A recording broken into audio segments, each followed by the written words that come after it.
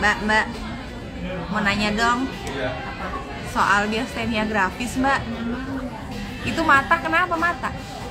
Stres. Hak saya belum turun. Miastenia gravis. Apa yang mau ditanyain? Mata. Iya, matanya lagi nggak kuat melek.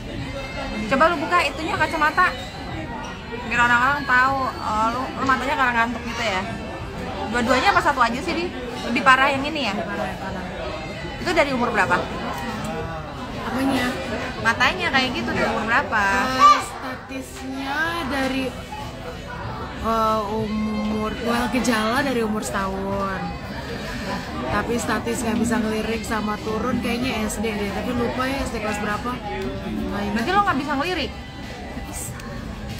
Terus kalau misalkan kamu bobo, itu mata kamu bisa ditutup full apa enggak? Enggak, aku pakai plester. Aku mau nggak ya? Aku pakai plester 3M. Pakai plester, terus udah gitu bulu mata kamu kecabut-cabut gitu dong? Oh enggak, pakai yang micro apa sih? Micropore ya? Micropore. Itu dari kecil tuh kamu kayak gitu? Enggak, micropore aku baru pakai pas SMP bandel. Sebenarnya kasih tahu udah sama dokter dari dulu. Cuman nggak mau karena malu. Masa tidur pakai plester. Terus diancam, ntar kalau matanya kering buta loh. Ya udah tutup aja. Terus sekarang kalau nggak pakai plester malah nggak bisa tidur. Sekarang yang di plester kalau tidur itu 2 mata dan 1 mulut. Oh, karena kamu buteyko? Iya, tapi emang jauh lebih enak kalau tidur tutup plester mulut. Terus jadi kalau misalkan kamu mau tidur karena mata kamu nggak bisa nutup, jadi kamu kayak nutupin dengan kasa atau gimana? Enggak, plester biasa aja. Plester biasa aja. Oh, oke. Itu salah satu gejala miastenia gravis ya, Bu? Betul. Itu kalau misalkan gejala miastenia gravis sebenarnya bahaya nggak sih? Bahaya dong kalau Kan cuma mata doang, Sis, katanya, Sis. miastenia gravis itu komunikasi syaraf sama ototnya nggak bagus, mereka miskom, sama kayak lu sama pacar lu. Ketika mereka miskom, jadi syarafnya lemah, ototnya lemah. Kayak kalau sekarang karena aku kecapean, otot mataku yang jatuh. Tapi itu jadi permanen, menetap. Itu nggak bisa, maksud gua kan kalau kayak gua simptomnya udah hilang nih gitu, yang gua bisa beraktivitas dengan hampir normal. Kalau lo kayak karena dari kecil udah kelamaan tuh jadi nggak bisa hilang tuh prosesnya. Bisa hilang, tapi usahanya juga harus dahsyat, karena kan ini kejadian kayak udah berarti lebih dari 3 dekade ya. Masa 3 dekade usahanya cuman standar, nggak bisa gitu. Bisa namanya gejala bisa di reverse, bisa dikembalikan, tapi upayanya, usahanya, niatnya harus bulat. Lo masih food combining? Sekarang enggak, karena kerjaannya nggak bisa makan. Udah bagus kerjaan yang sekarang, sempat makan bagus, nggak bisa maintain, nggak bisa plan food intake-nya. Jadi untuk sekarang belum food combining lagi, makanya keadaan matanya turun, suaranya hilang karena kecapean. Balik lagi miastenia gravis, komunikasi otot sama syaraf itu nggak bagus, jadi otot sama syarafnya lemah. Kenapa cuma mata? Yang terlihat cuma mata karena dalam organ tubuh kan nggak kelihatan sama orang, kan nggak tahu kalau ternyata nanti yang diserang otot sama mata otot sama syaraf apa nih yang lagi lemah. Bisa jadi tangan, nggak bisa angkat tangan, bisa jadi otot penahan pipis misalkan, jadi nggak bisa nahan pipis. Yang paling bahaya kalau dan nggak kelihatan itu kalau nyerang otot napas. Otot sama syaraf nafasnya itu nggak bisa bikin kita napas sendiri, sampai harus dibantu sama mesin. Itu fatal loh, itu chronic disease makanya.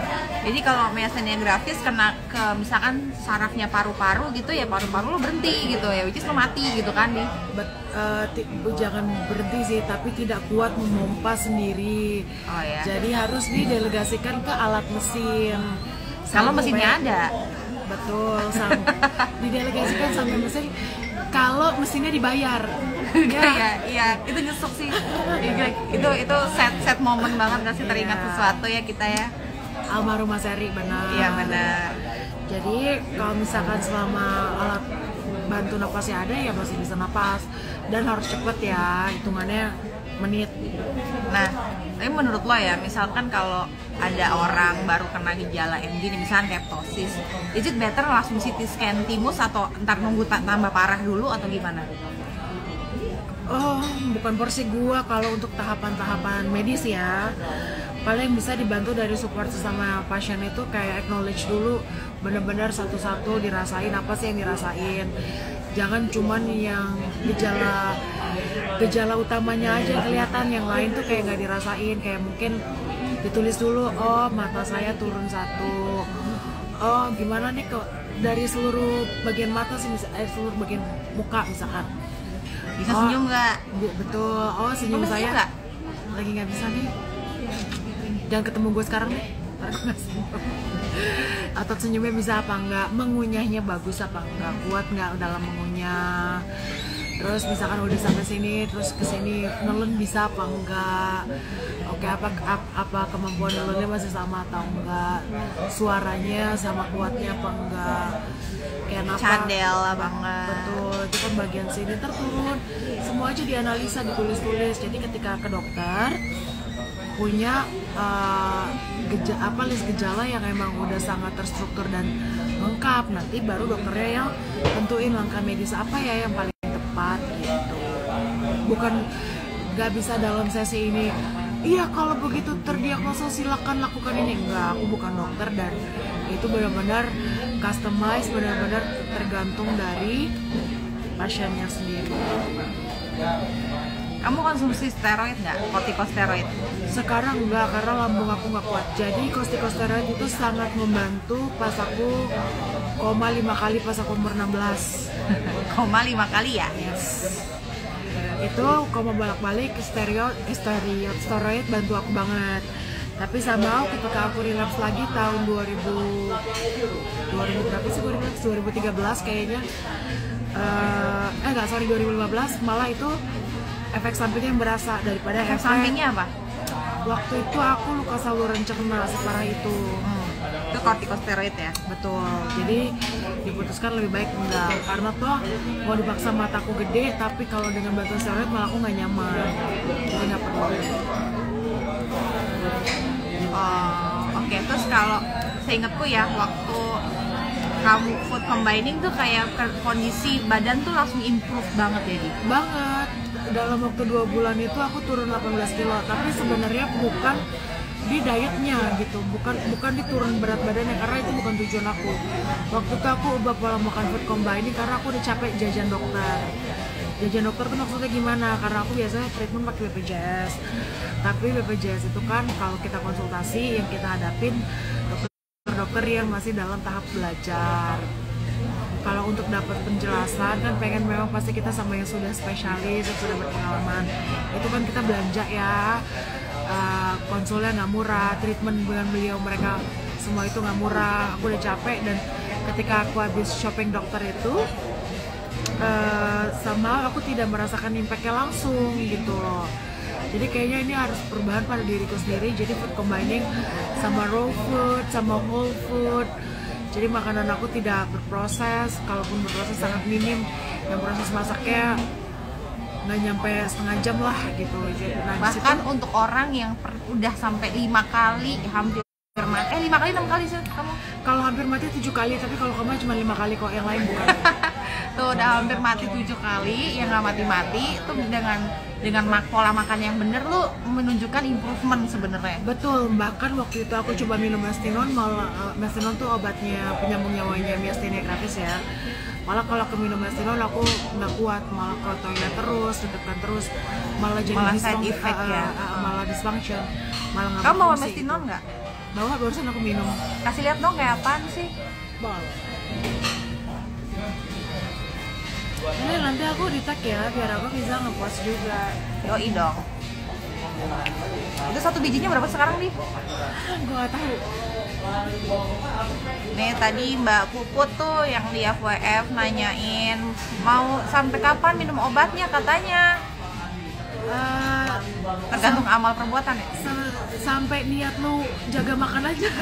Kalau jaga makan, jaga stres, yang bagus sih ya nggak perlu minum obat ya, tapi sebenarnya bukan perkara sampai kapan kita minum obat sih, sampai terima dulu emang sakit, jadi kita bisa dialog sama penyakitnya. Harus acceptance dulu ya. Dan ini kalau dari segi psikologi sebenarnya semua penyakit yang kita punya itu ada sejarahnya dan ada kenapa dia harus ada di situ. Aku pernah loh ngobrol sama miastenia gravisku. Terus aku tanya, kenapa kamu ada? Karena untuk temenin aku, karena aku selalu kesepian. Terus aku tanya, betul. Terus ternyata itu udah jadi identitas diri aku gitu. Jadi pas ditanya miastenia gravis mau pergi apa enggak? Oh, miastenia gravis aku siap pergi ketika aku tidak sendirian lagi nanti. Kita bisa loh ngobrol sama miastenia gravis atau penyakit apapun gitu yang ada tuh pasti ada sebab akibat kenapa dia ada di situ di tubuh kamu. Pesennya sih pasti beda sama punyaku ya. Cuma coba aja ngobrol. Oke. Itu dalam loh pas aku diskusi dengan penyakit lo kayak kenapa kamu kok di sini di tubuhmu udah lama. Kalau misalkan di kondisi kamu kan MG-nya udah dari kecil ya dia. Ya. Kalau dulu kan belum ada BPJS kayak gitu-gitu, dokter juga. Dulu kan autoimun penyakit langka nggak sih? Iya. Sekarang jadi penyakit everybody. Penyakit everybody itu berarti ada dua faktornya. Satu langka, pas zaman kita masih aktif dalam kampanye MG, dulu internet kan belum sekencang sekarang, loading aja harus setengah jam, jadi antara satu pasien dengan pasien lain tidak terkoneksi, jadi kesannya sedikit, karena biasanya diagnosanya itu sakit lumut hitam tentunya. Ya, gue pernah dibawa ke dukun, kamu pernah? Sama, aku harus sampai minum pipisnya ibuku katanya. Ya Allah. Biar setannya hilang lah setan. Iya, tapi kayaknya kalau dulu zaman gue kan maksudnya lebih belakangannya dibandingin dulu ya. Dia kita selisih 10 tahun kali ya, kurang lebih 15 tahun mungkin. Dokter-dokter tuh masih nggak familiar sama autoimun. Kalau sekarang tuh kayak alhamdulillahnya udah banyak yang ngeh gitu. Dokter ngomongin autoimun tuh dia kayak mereka udah ngerti. Kalau dulu gue dianggapnya ya asma, TBC lah, dibilang penyakit gila, ya itulah. Sampai dibawa ke dukun. Tapi kayaknya dokter di pelosok juga masih belum banyak yang ngeh spesifiknya miastenia gravis itu masih belum ngeh ya. Tapi paling nggak mereka sekarang lebih aware sih dan bisa di-googling karena sebenarnya kebanyakan pasien yang lebih ngerti bahwa dia sakit MG baru nanti dokter yang menegakkan diagnosanya. Terima kasih pada dokter Google ya yang bikin bikin overthinking. Betul. Jadi kalau tadi dibilang dulu langka, pertama karena nggak ada internet, jadi mungkin pasien-pasien yang sudah ada yang nggak tahu kalau dia tuh sakit itu karena nggak bisa Google. Kalau sekarang kan gampang. Yang kedua, gaya hidup kan emang makin jelek. Jadi namanya autoimun itu sebenarnya memang sudah ada dalam DNA, udah ada dalam bibit. Tinggal apa pencetusnya bisa dia keluar atau enggak. Pull the trigger ya. Betul, triggernya itu pasti dari segi emosional lagi. Ketika triggernya ada, baru deh MG-nya muncul. Jadi kenapa sekarang makin banyak karena gaya hidupnya ngaco dan mental health-nya juga makin ngaco. Jadi pasti MG-nya makin banyak. Tapi ini kalau kata kamu ya, sekarang itu kamu lagi dalam kondisi yang bagus apa enggak?